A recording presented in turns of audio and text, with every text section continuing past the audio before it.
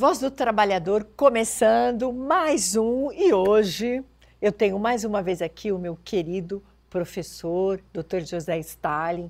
Ele já esteve por aqui também, já conversou com a gente e está agora a presença aqui marcante, por que não? Mas assim, bem, e vai atuar muitas vezes, porque aqui a Voz do Trabalhador, ele vai dar aí uns lembretes para nós lá da atuação do STF, né, doutor Stalin, como é que está, como é que não está, mas enfim.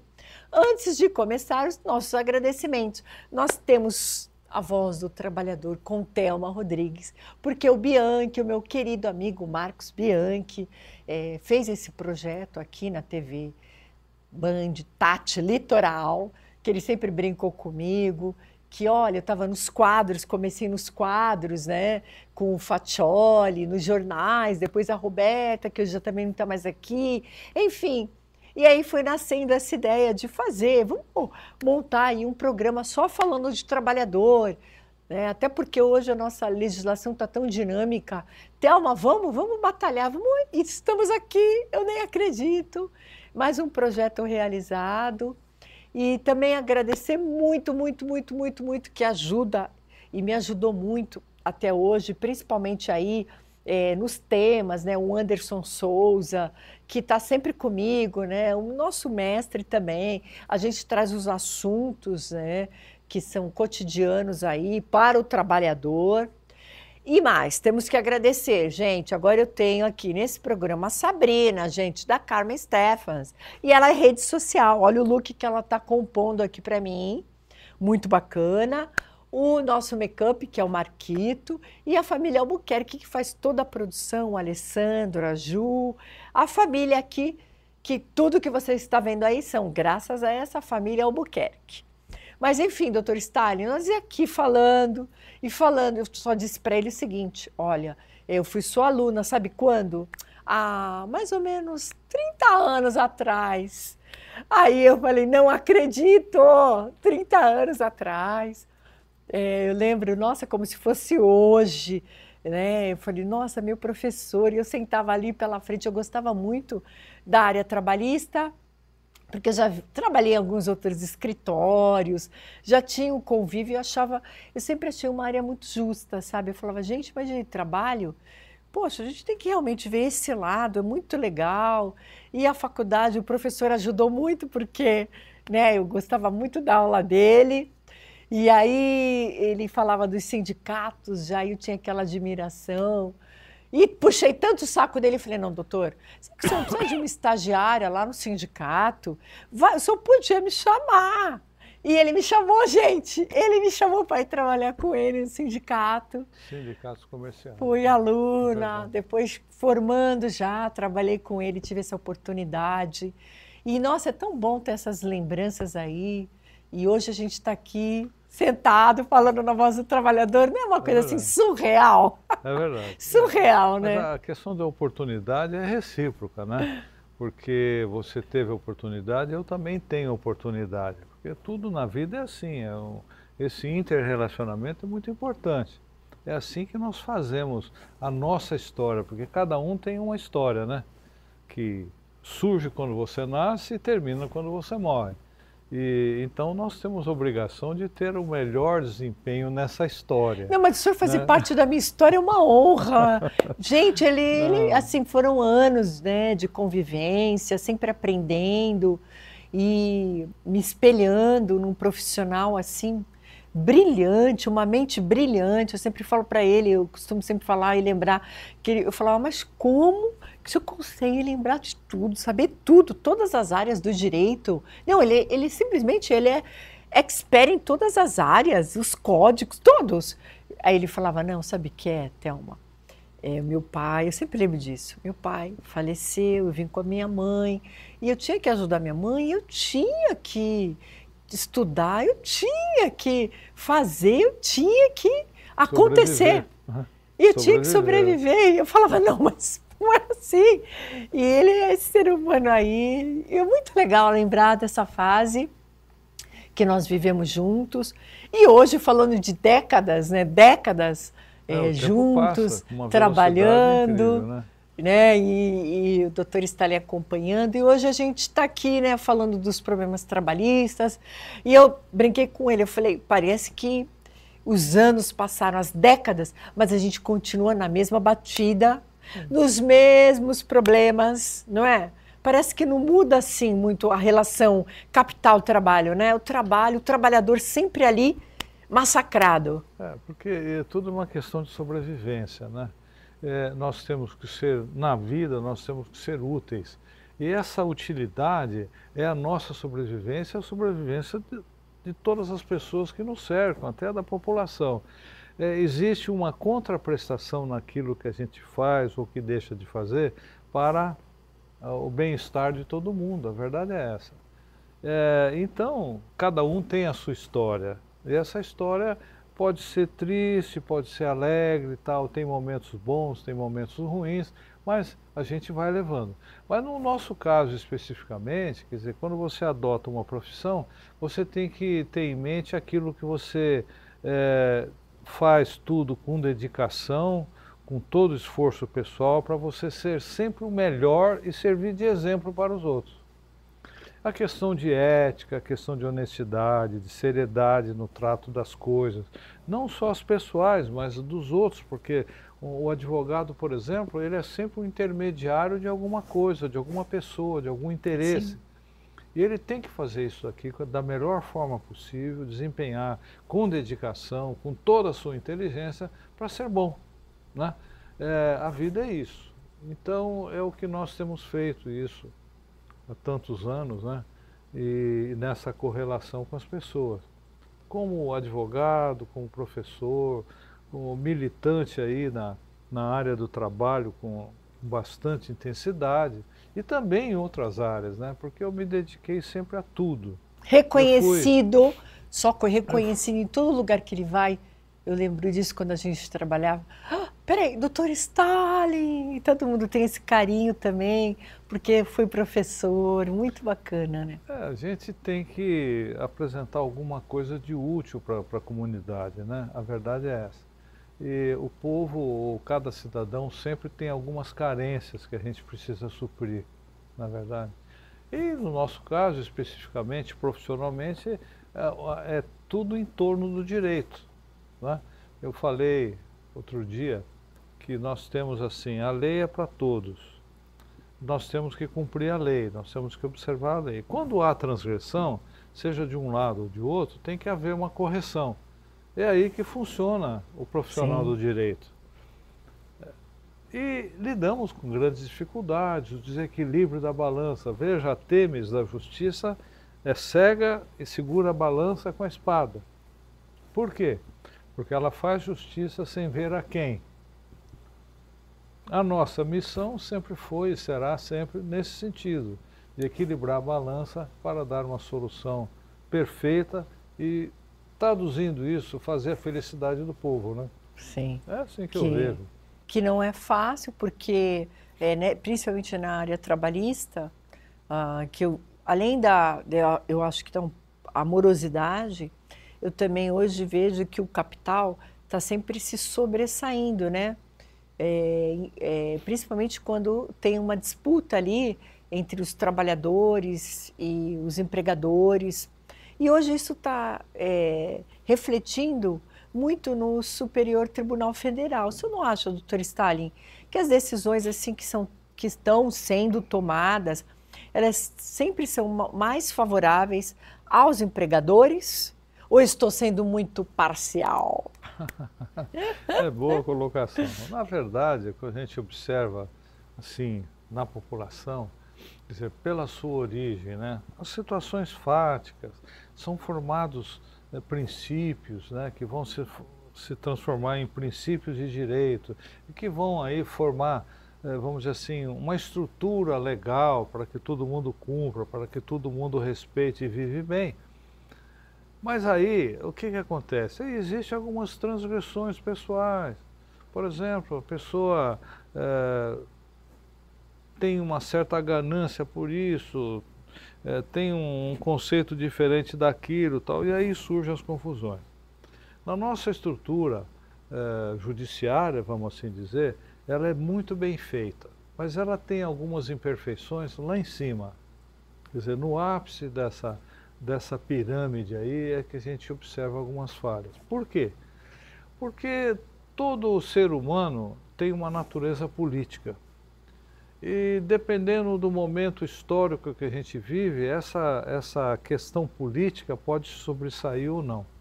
Observe que todo político de escola que está lá na ponta, todos eles são democráticos, todos eles têm boas intenções, eles têm tudo de bom que a população quer, que a população deseja. Mas nem Só não faça. Mas nem sempre isso acontece. Uhum. Eu posso ter uma ideia disso e a minha ideia é errada. Eu posso pensar assim, mas eu deveria pensar assado, e assim por diante.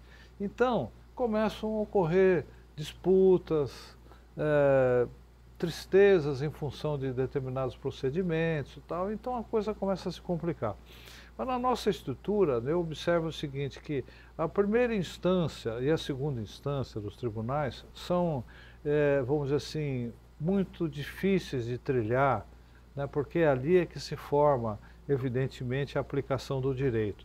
Na medida que nós vamos subindo nessa escala aí, até o Superior Tribunal de Justiça, até o Tribunal Superior do Trabalho, e nós observamos que ali já começa a haver um filtro, porque o filtro, o arcabouço, a expressão do momento agora, é a Constituição. Então nós temos que respeitar a Constituição, que é para todos. A legislação vai se multiplicando, se dividindo, especificando tal, e a coisa vai ficando complicada para cada um. Mas nós temos que observar a Constituição. Acontece, porém, que no nosso sistema, eu acho que a imperfeição está lá no Tribunal Máximo. O Supremo Tribunal Federal, ele é nitidamente um tribunal, ou tem que ser um tribunal constitucional. E o que nós observamos aí nos últimos anos, que o Supremo Tribunal Federal virou um tribunal de apelação. Tudo vai para lá. E de acordo com o interesse vai para um ministro ou para outro ministro, assim por diante. Então isso sinaliza que a política está envolvendo aquele tribunal. Sempre aconteceu isso, mas ultimamente está muito marcante, porque o mundo se dividiu em ideologias. Esse é o grande problema. Eu acho que a ideologia tem que ser o ser humano, o benefício do ser humano e não vamos dizer assim, na dispersão que existe em função de interesses particularizados. Então, às vezes eu chego a falar, por causa do Supremo, assim, o Brasil não é um país de direito, é um país de direitos, daqueles que têm alguma pretensão especificamente. É assim que eu vejo. Mas então, a influência política, porque normalmente nos tribunais superiores existe a participação política de nomeação. Eu tentei várias vezes participar através disso, pelo sistema constitucional, Sim. Né, que é a indicação da participação nos tribunais superiores, dos advogados, dos promotores, além dos juízes, dos magistrados de carreira. Então isso tudo muito bem bolado, perfeito, etc. e tal. Porém, o Supremo Tribunal Federal ficou muito hermético e muito politizado. Então tudo que se decide lá é de acordo com a vontade ideológica de um partido, de outro partido, e assim por diante. Isso é que é ruim. Então eu acho que não deveria haver essa participação ideológica de um lado ou de outro, etc. Hoje nós estamos polarizados em duas correntes, de um determinado candidato, de outro determinado candidato, e isso está complicando, porque eles estão ficando acima da lei. A lei existe para regular os interesses, né, das pessoas, dos seus habitantes de um determinado país, da nação. E o que nós estamos assistindo não é isso. Estão havendo muitas modificações aí. Isso é errado. E me parece que está se tendendo a complicar. Então isso já sinaliza que nós devemos modificar o sistema. Nós hoje observamos, por exemplo, que o Supremo Tribunal Federal começou a legislar. Quer dizer, na omissão do Congresso, um poder que tem que aplicar a lei está legislando. Então, vão criando mecanismos, eu chamo até mecanismos espúrios, porque a definição de município, estado, federação, poder judiciário, poder executivo e poder legislativo tem as suas determinações específicas. Não pode haver invasão de um pelo outro. E é o que nós estamos assistindo. Então, eu não sei o que vai acontecer, mas eu acho que isso daí já está sinalizando que nós temos que modificar alguma coisa em termos de Tribunal Superior. E, na verdade, eu acho que o STF, ele tem, como o senhor falou, tem tirado o poder que, por inércia do Congresso, né, que não está elaborando as leis, ele tem se colocado ali. Mas faremos um break e vamos voltar aí. Vamos citar dois temas aí, especificamente disso. Sim.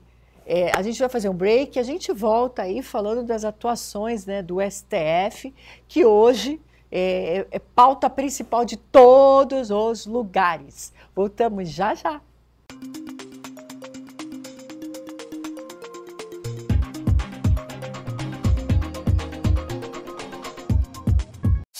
Grupo Tati é TV. Grupo Tati é rádio. Grupo Tati é multiplataforma. E agora, Grupo Tati é muito mais. É TH+, Baixada Santista. Um novo site de informação, entretenimento e notícias da nossa região, com canais multicidades que vão onde a notícia está. thmais.com.br/Baixada Santista. Para você saber mais.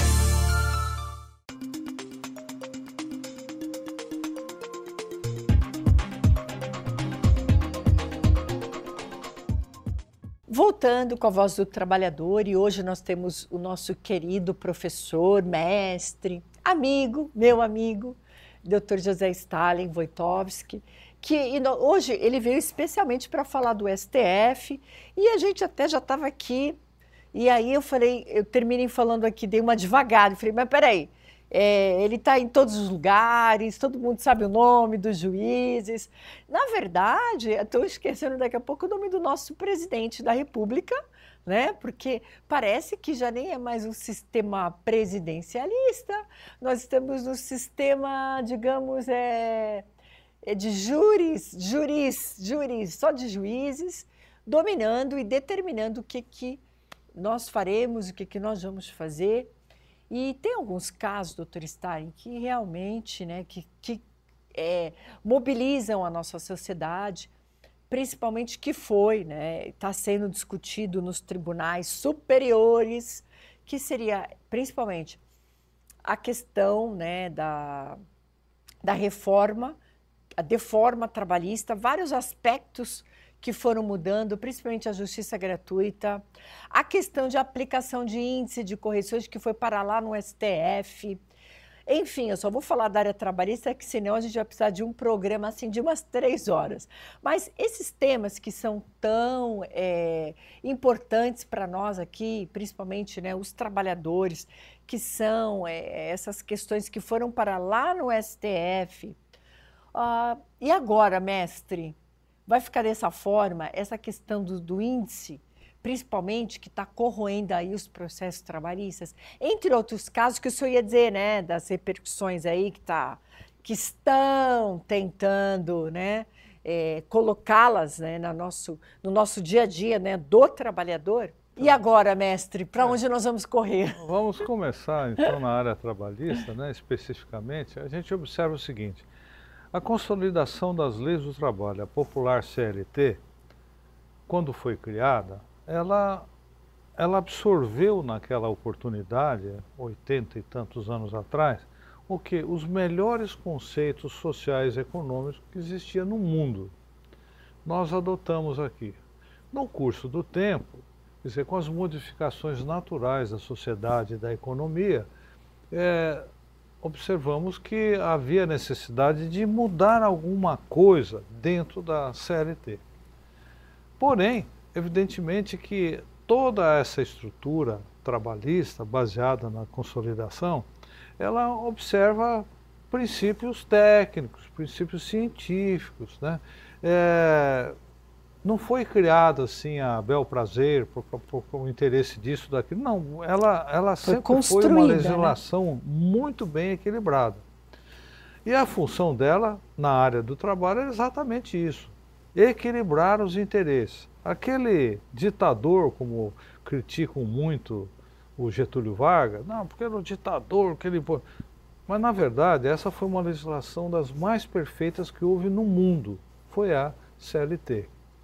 Evidentemente que, no curso do tempo, há necessidade de adaptação aos novos tempos, as modificações têm que surgir, o comportamento das pessoas muda, as relações de trabalho também, e assim por diante. Porém, havia necessidade de algumas modificações, e modificações foram feitas no curso dessas várias décadas aí. Entretanto, a partir de 2017 é que a coisa se complicou. Por quê? Ferindo princípios básicos de direito do trabalho, direito social, o legislador que sancionou isso, vamos falar o Michel Temer, né? Simplesmente violando tudo o que havia, ele desequilibrou essa balança. Aí, mas é lei, tudo bem. Então desequilibrou, alguém ficou numa posição desfavorável. E no caso aí foi a população trabalhadora, a massa trabalhadora. Mas tudo bem. Ora, se existe um tribunal constitucional que tem que, vamos dizer assim, fazer com que a legislação, os comportamentos sociais trilhem no caminho de acordo com aquilo que foi decidido pelo legislador constituinte em 1988, evidentemente que tinha que mostrar esse serviço. No entanto, o que aconteceu? Modificações absurdas que desnivelaram a balança são ratificadas pelo Tribunal Superior do Trabalho e, pior, pelo próprio Supremo Tribunal Federal. Então isso daí é que causou um mal-estar tremendo na população. Desequilibrou a balança e houve muita gente, a população desfavorecida. Esse é um tópico. Agora, o outro tópico é essa questão que eu falei há pouco do Poder Judiciário querer legislar. O que está acontecendo? Por exemplo, nós vivemos um país de alta inflação, o baixo poder aquisitivo do nosso dinheiro. Sim. Tem que haver correção por índice, ou achar uma fórmula mágica que o dinheiro mantenha o seu valor hoje, amanhã, depois amanhã, o mês que vem, o ano que vem, como acontece em outros países lá do Hemisfério Norte. Aqui não acontece. Então nós temos que ter o quê? Uma fórmula mágica que mantenha a atualização desse poder aquisitivo, dessa moeda, desse dinheiro. Muito bem. E o que está acontecendo? Nas ações trabalhistas que demoram para ter uma solução, precisam ter também um reajuste do valor para acompanhar a inflação, para que o trabalhador que é credor de R$1 hoje, ele seja credor de R$1 amanhã também. E não esse real ficar zero não sei quanto e assim por diante. Quer dizer, um troço absurdo.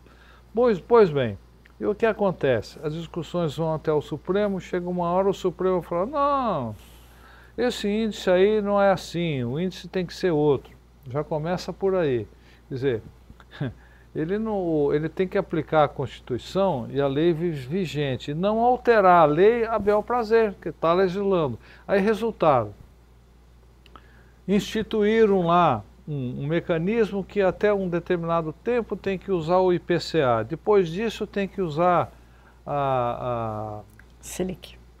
A Selic. Ah, mas aí tem a questão dos juros. Não, mas a Selic engloba juros também. Ou seja, o tribunal decidiu fora daquilo que tinha que decidir, e aí joga para o Congresso, fala assim, bom, mas vai prevalecer isso aqui enquanto o Congresso não decidir. Só que o Congresso não decide, não faz a lei específica para resolver essa questão. Então, no caso aí, nossa moeda continua sendo desvalorizada e o trabalhador vê o seu crédito praticamente diluir no tempo. Essa que é a verdade. Então, isso é uma disparidade, não pode acontecer. Aí vem, por exemplo, a questão agora que está em pauta aí, do fundo de garantia. O que é o fundo de garantia? É o dinheiro do trabalhador que tem que ser capitalizado pelo governo, através da Caixa Econômica Federal. Aí vem a questão, mas como mexer com os índices? Aí ficam inventando índice e tudo. Aí várias entidades ou vários profissionais do direito reclamam uma coisa, reclamam outra. Ou seja, fizeram um cipoal de reivindicações, entendeu? Que ninguém sabe o quê. Aí o que faz o tribunal? Por exemplo, o STJ, nessa pretensão aí, julgou ação improcedente. O Supremo está analisando para dar uma fórmula, já sinalizaram uma, de acordo com a inflação. Que inflação é essa? Ah, não, mas é o custo de vida. Aí eu vou falar, não, mas aí vem com uma... Ou seja, o Congresso não legisla e o Supremo Tribunal, então, se arvora no direito de fazer isso daí. Pô, tá tudo errado. Então, por quê? Porque o dinheiro que é depositado em nome de alguém, esse alguém tem que cuidar do dinheiro. E esse dinheiro quem cuida é o governo. Só que o governo usa esse dinheiro para outras destinações, o dinheiro que não é dele, é o dinheiro do trabalhador, e aí como é que fica? Ele começa a manipular o valor, mas isso não é de hoje não, isso já vem lá de trás, desde 1966. Então o que acontece? O dinheiro do trabalhador é manipulado pelo governo, e agora chega uma hora e fala, bom, precisamos adotar aí uma forma de atualização, de correção. Ora, se a ação foi promovida há 1 mês, 10 meses, 1 ano, 10 anos, eu tenho que retroceder a partir da propositura da ação ou de um fato gerador. Não, vem o tribunal e fala assim, não, o que nós vamos decidir aqui só vale a partir daqui. Quer dizer, Sim. e o resto? Eu Sim. vou perder tudo que eu tinha. Entendeu? Começa por aí. Aí depois ficam brigando lá que índice que nós vamos adotar. Então tem uma variedade, nos 11 ministros lá, formaram-se 3 grupos. Né? Uns pensam assim, outros pensam assado, outros pensam picuinha. Não chega a conclusão nenhuma. Por quê? Porque o dinheiro que o governo federal era o fiel depositário, ele usa para outras coisas e não tem o dinheiro para pagar. Então a gente chega à conclusão hoje que toda ação de grande repercussão é decidido na forma política, porque se o governo tem ou não tem o dinheiro para devolver para a população. É assim que nós vivemos. Infelizmente, acabou mais uma vez o nosso tempo e também não chegamos a uma conclusão. Vamos ver na prática como vão ficar todos esses temas aí relevantes para o trabalhador. Eu agradeço muito, doutor Stalin. Eu que agradeço também. E voltaremos. E você aí que assistiu, sábado que vem estaremos aqui.